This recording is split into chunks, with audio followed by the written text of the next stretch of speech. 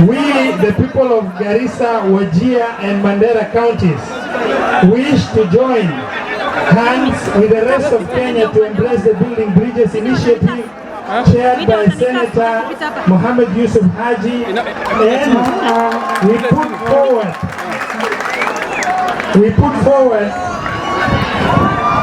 to His Excellency President Uhuru Muigai and Right Honorable Raila Amolo Odinga and the proposed task force on Building Bridges initiative, cognizant of the fact that the is both necessary and timely, coming at a time when there is need to heal rifts among the leadership and people of this county following the bruising 2017 elections.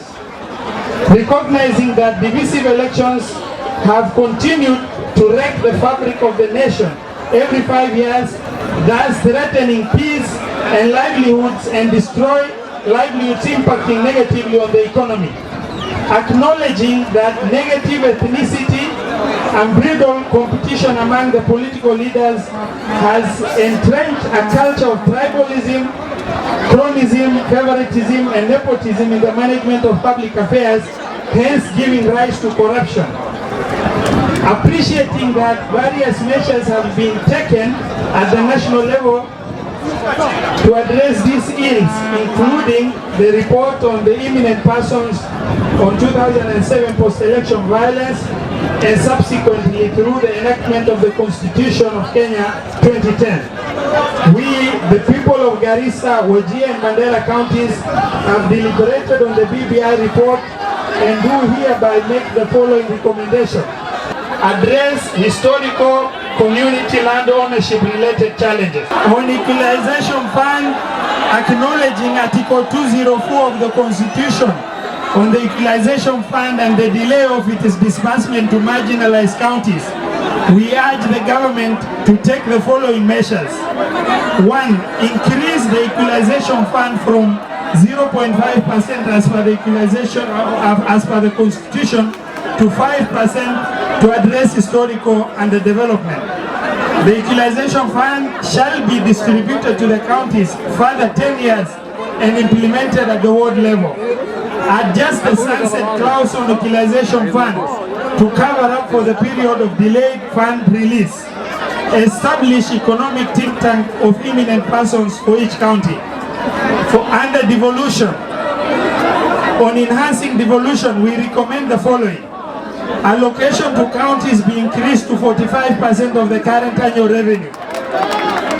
PFM Act to be reviewed to allow counties to directly negotiate and receive development support from development partners and well-wishers and donors. 2% of the revenue to be allocated to the judiciary to protect their independence. All counties should be connected to the national electricity grid to provide a springboard for growth and development, and remove monopoly of Kenya Power and Lighting Company to accommodate private sector players for healthy competition and improved service delivery.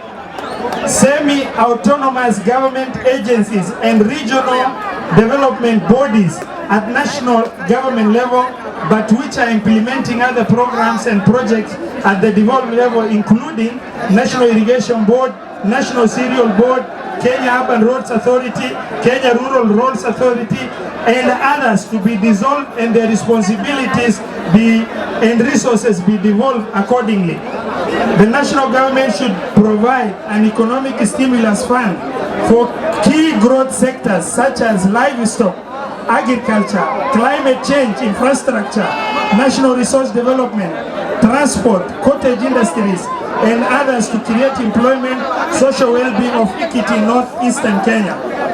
The national government should invest in water security, at least by allocating 2% of national revenue to all the 3 counties.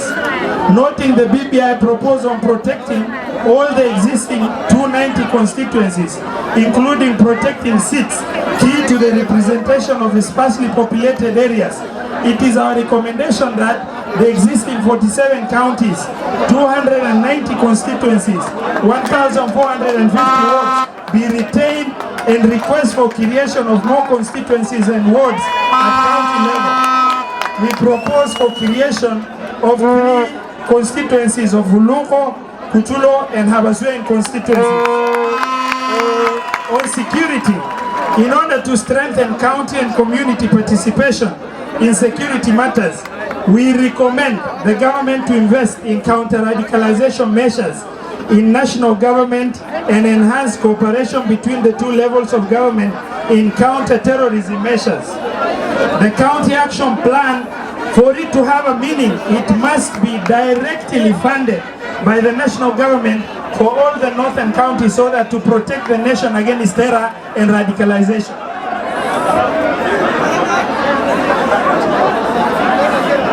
On climate change, which has affected us very much, we recommend realization of the devastating negative impact of climate change in our region. We recommend the government to come up with funds and structures that allow investment that mitigate effects of climate change in the region deliberately. On development, appreciating the value of partnership and investment for the growth of the economy of the frontier and pastoralist counties, we recommend that the national government fast tracks and completes all the ongoing infrastructure development projects. The single most transformative investment earmarked for our region is Northeastern Transport Infrastructure Project NETIP under the NEDI program, which is the construction of Isiolo-Mandera Road, which is 740-kilometer road. The project can end the complaints of marginalization and bring down the cost of living in our region and connect the region to the rest of Kenya, and it will be the most important legacy project for President Uhuru Kenyatta. The government should fast track the implementation of NETIP project, and the portion earmarked for funding by annuity program should be given to the World Bank to implement the whole project together. The government should establish a holding ground, a livestock disease-free zone to act as an export processing zone at Lamu Port. On education, Teacher Service Commission be made semi-autonomous government agencies under Ministry of Education for control and betterment. Affirmative education action to retain Form 4 leavers with D+ for teacher training and recruit them as teachers. On corruption, we support the proposal that tackling corruption in the Republic of Kenya, we support His Excellency the President's important initiative on fighting corruption and demand that those who are found culpable of benefiting from the proceeds of corruption must be made to account and face the full force of the law.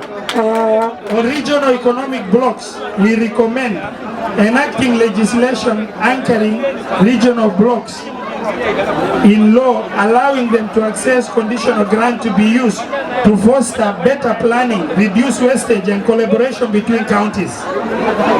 Strengthening oversight independence of the county assemblies by ensuring transmission and management of county assembly budget is insulated from the interference by county executive in order to strengthen oversight role of county assemblies over the county budget.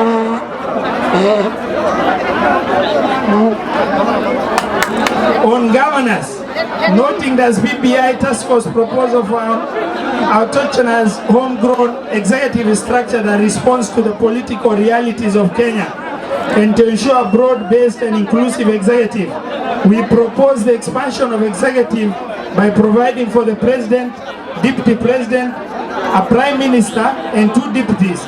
These positions added to the 2 speakers of the Senate and National Assembly, Chief Justice and the Attorney General make up 9 top positions in the country. We recommend that these 9 top positions are shared equally among the regions. Noting the BBI task force proposal for inclusivity, the government should guarantee equitable inclusion of representation of the Garissa, Wajir, Mandera County, especially women in top government positions, leadership and management of public institutions. On health, the KEMSA Act amendment, which were recently passed by the National Assembly, compelling counties to exclusively procure their pharmaceuticals and non-pharmaceuticals from KEMSA, works against the letter and the spirit of devolution and must be revoked. Counties must be allowed to procure the above competitively from qualified suppliers. We strongly oppose the formation of Health Service Commission as it works against the letter and spirit of devolution, because the challenges we have with teachers and the management of Teacher Service Commission that has brought education to its deathbed. We do not want a similar situation in the health sector.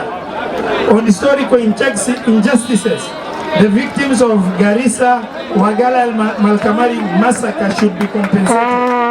And lastly, on resource allocation, provision of services is insufficient in respect to geographical land size as weight parameter.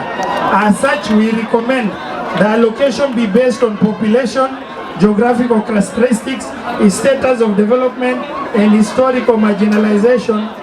That is a critical component of revenue sharing formula. The formula should be based on land mass and be increased to at least 15% of shareable revenue. And we conclude. Thank you.